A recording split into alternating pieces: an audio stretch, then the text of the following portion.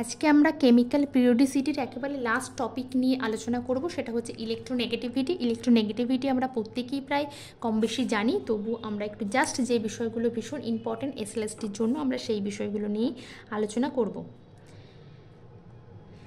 Electronegativity.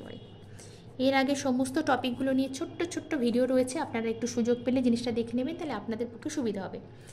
যেমন ধরলাম আমি এটা একটা বন্ড পেয়ার, এর ক্ষেত্রে দুটো ইলেকট্রন রয়েছে, একটা এর কাজ হচ্ছে এটা একটা অ্যাটম, এটা একটা অ্যাটম। ইলেকট্রোনেগেটিভিটি মানে কি, একটা অ্যাটম মোর ইলেকট্রোনেগেটিভ হবে। তার কি ক্ষমতা থাকবে, এই যে বন্ড পেয়ারটাকে নিজের দিকে একটু বেশি পরিমাণে টেনে রাখা, এই যে ক্ষমতাটা, এটাই হচ্ছে ক্লোরিনের ক্ষেত্রে কিন্তু ইলেকট্রোনেগেটিভিটি। তাহলে সেই বিষয়টাকে ছোট্ট করে লিখে দিচ্ছি, জাস্ট একটু সংজ্ঞা নয়, জাস্ট ওই আমি যেরকম আর কি লেখাই।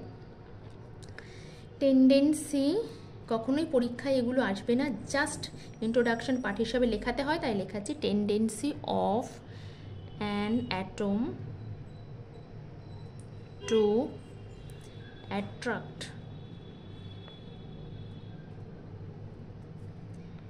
says a RED shared pair of electron in a VALE anticovalent B1 bond।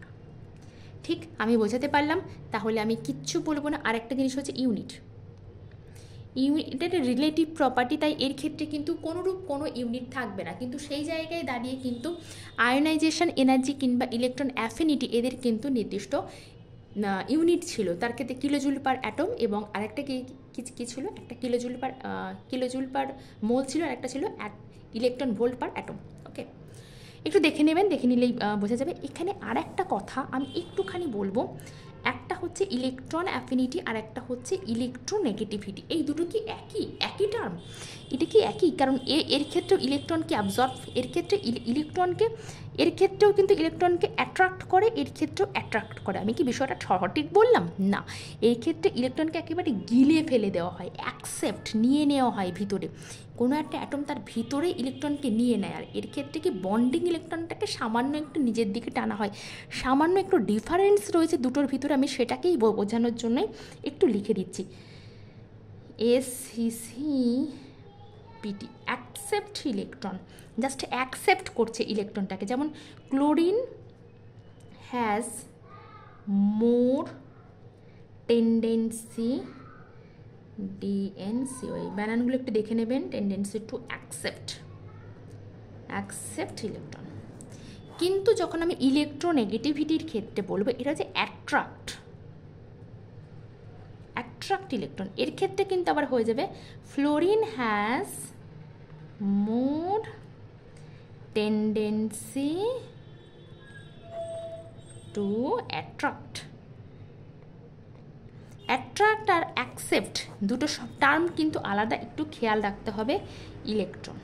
ওকে, কিন্তু ফ্লোরিনের কিন্তু আবার ইলেকট্রন অ্যাফিনিটি কম, কারণ এই ইলেকট্রনকে নিজের ভিতরে অ্যাকসেপ্ট করার মতো ক্ষমতা নেই, ঘর ছোট এর। ঠিক আছে, দ্বিতীয় আর একটা যদি আমি বলি, সেক্ষেত্রে এর কোনো ইউনিট নেই, এর ক্ষেত্রে কিন্তু ইউনিট আছে, ইলেকট্রন ভোল্ট পার অ্যাটম একটা ইউনিট, আর একটা ইউনিট কি কিলোজুল পার মোল। আবার এক ইলেকট্রন ভোল্ট পার অ্যাটম সমান 96 কিলোজুল পার মোল। এই সমস্ত বিষয়গুলো কিন্তু আগেও দেখানো আছে, এই জায়গাটা একটু খেয়াল রাখবেন। এবার যে বিষয়টার উপরে খেয়াল রাখতে হবে, কোন কোন বিষয়ের উপরে কিন্তু ইলেকট্রোনেগেটিভিটি ফ্যাক্টর ডিপেন্ড করে। একদম প্রথমে হচ্ছে ইলেকট্রোনেগেটিভিটি অ্যাজ ইউজুয়াল কিন্তু আয়োনাইজেশন এনার্জি এবং ইলেকট্রন অ্যাফিনিটির উপর, ইলেকট্রন অ্যাফিনিটির মতো সাইজের সঙ্গে কিন্তু ইনভার্সলি প্রপোর্শনাল।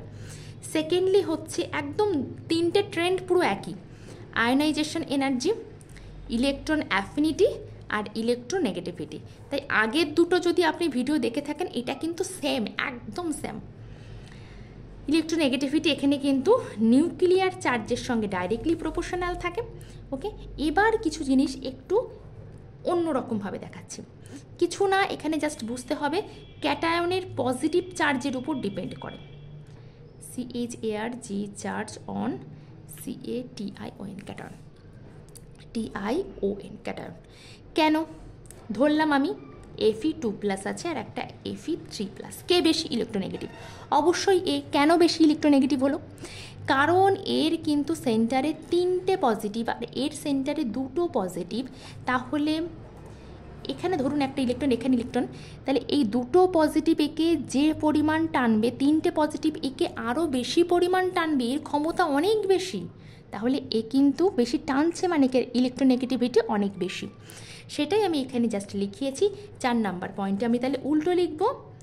পজিটিভ চার্জ যদি টানে তাহলে নেগেটিভ চার্জ অবশ্যই বিকর্ষণ করবে। Negative charge ARG charge on anion. ঠিক আছে, একটু দেখে নেবেন। আমি ভিডিওর লেন্থ ছোট করতে চাইছি, ওই জন্য এই শর্টে লিখছি। হাইব্রিডাইজেশন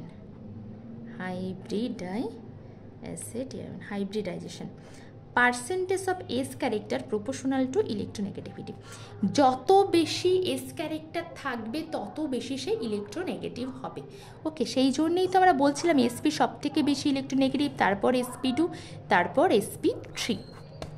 ওকে, আর নর্মাল যে ট্রেন্ড এর ক্ষেত্রেও যেটা হয়, এই দিকে ইলেকট্রোনেগেটিভিটি ফ্যাক্টরটা কিন্তু ইনক্রিজ করে এবং এই দিকে ইলেকট্রোনেগেটিভিটি ফ্যাক্টর ডিক্রিজ করে। এই পর্যন্ত জানা মানে আপনি কিন্তু ওভারঅল সমস্ত কিছু জেনে ফেলেছেন। এবার আমাদের কয়েকটা খুব ছোট্ট ছোট্ট জিনিস মনে রাখতে হবে, যেমন ফ্লোরিন, ক্লোরিন, ব্রোমিন, আয়োডিন। এর ক্ষেত্রে অ্যাপ্রক্সিমেট ভ্যালু 4 হয়, এর ক্ষেত্রে 3.5 হয়, এর ক্ষেত্রে ব্রোমিনের 3.5 না, অক্সিজেনের 3.5, এর ক্ষেত্রে 3 হয়। নাইট্রোজেনেরও কিন্তু 3 হয়, অক্সিজেনের ক্ষেত্রে 3.5 হয়, ব্রোমিনের ক্ষেত্রে 2.8 হয়, এর ক্ষেত্রে 2.5 হয়। এছাড়া কার্বন এবং সালফার দুটোর ক্ষেত্রে হয়ে যায় 2.5-এর মতো। আচ্ছা, হাইড্রোজেন, ফসফরাস দুটোর ক্ষেত্রে 2.1 হয়। বাস এইগুলোকে মনে রাখলেই আপনার কেল্লাফতে ইলেকট্রোনেগেটিভিটি, আর কিচ্ছু মনে রাখতে হবে না। এবার কিছু স্কেল।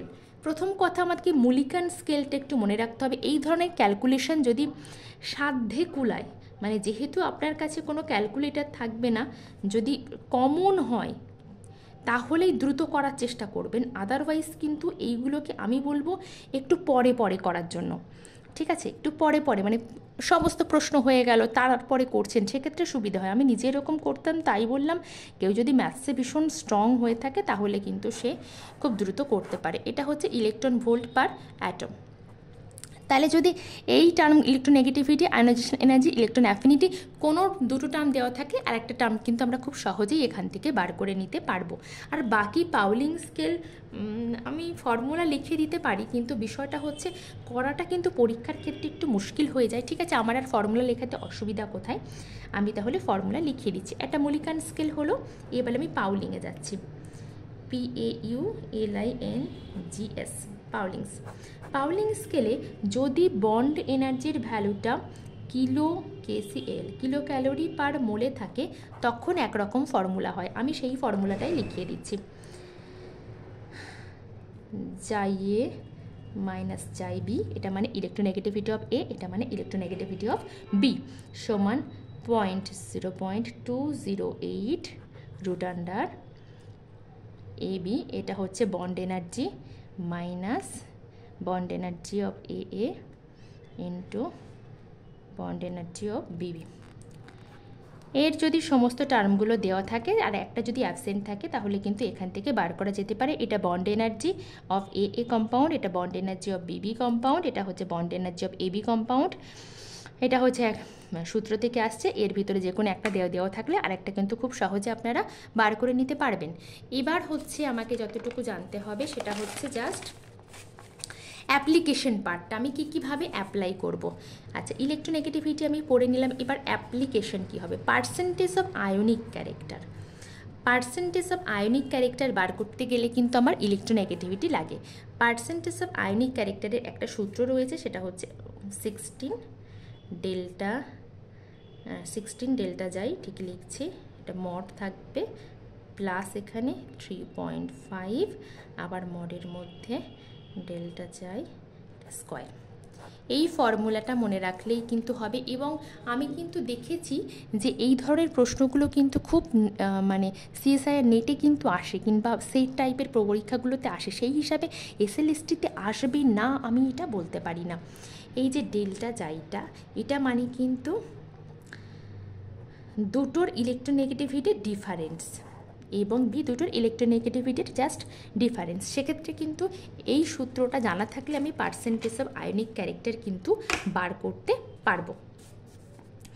ওকে, তবে অবশ্যই ইলেকট্রোনেগেটিভিটির এই মানগুলো যদি আমার জানা থাকে সেক্ষেত্রে কিন্তু বিষয়টা সম্ভব। এবার হচ্ছে আর একটা বিষয়, যেটা bond strength, 2 number bond strength বার করা যায়। Bond strength, STRENGTH। ভিডিও লেন্থটা শর্ট করতে চাইছি। যেমন আমাকে যদি HF দেওয়া হয়, HCl দেওয়া হয়, HBr দেওয়া হয়, HI দেওয়া হয়, আমি যদি বলি বন্ড স্ট্রেংথ কার বেশি, আমি জানি এর ক্ষেত্রে 2.1, এর ক্ষেত্রে 4 ইলেকট্রোনেগেটিভিটি, 2.1 সবার ক্ষেত্রে, এর ক্ষেত্রে 3, 2.1, মানে যত এইদিকে যাচ্ছে কিন্তু ইলেকট্রোনেগেটিভিটি ডিফারেন্সটা কমছে। তাহলে এইটুকু মনে রাখতে হবে, ইলেকট্রোনেগেটিভিটির ডিফারেন্স যত বাড়বে বন্ড স্ট্রেংথ কিন্তু তত বাড়বে। তাহলে এখানে সূত্রটা কি, বন্ড স্ট্রেংথ বাড়বে ইলেকট্রোনেগেটিভিটির ডিফারেন্সটা যত বাড়বে। তাহলে এই একটা ফর্মুলা, এখান থেকে এই দুটো আমি অ্যাপ্লিকেশন কিন্তু এর পেয়ে যাচ্ছি। একইভাবে আপনি দেখুন অ্যাসিডিক ক্যারেক্টারটা কিন্তু এইখানে একটু ছোট্ট করে যদি আমি 3 নাম্বারটা লিখি, ACDIC, অ্যাসিডিক ক্যারেক্টার কিন্তু ডিপেন্ড করে 1/, বন্ড স্ট্রেংথ। তাহলে আমার কি হলো বিষয়টা, অ্যাসিডিক ক্যারেক্টারটা ডিপেন্ড করছে 1/, বন্ড স্ট্রেংথ। আমি বন্ড স্ট্রেংথটা ইলেকট্রোনেগেটিভিটি ডিফারেন্স থেকে পাচ্ছি, আর বন্ড স্ট্রেংথ পেয়ে গেলে আমি সেখান থেকে অ্যাসিডিক ক্যারেক্টারটা কিন্তু আমি নির্ণয় করতে পারছি। সুতরাং এই 3টে হচ্ছে মক্ষম অ্যাপ্লিকেশান ইলেকট্রোনেগেটিভিটি ক্লাস এখানেই শেষ করছি। এরপরে র্যাপিড যখন আমি কোশ্চেন করাবো সেখানে বহু টাইপের প্রশ্ন আসবে ইলেকট্রোনেগেটিভিটির উপরে, সেখানে আরও অনেক নতুন কনসেপ্ট আপনারা জানতে পারবেন। এর সঙ্গে সঙ্গে আমাদের কেমিক্যাল পিরিওডিসিটির ক্লাস এখানেই শেষ হচ্ছে।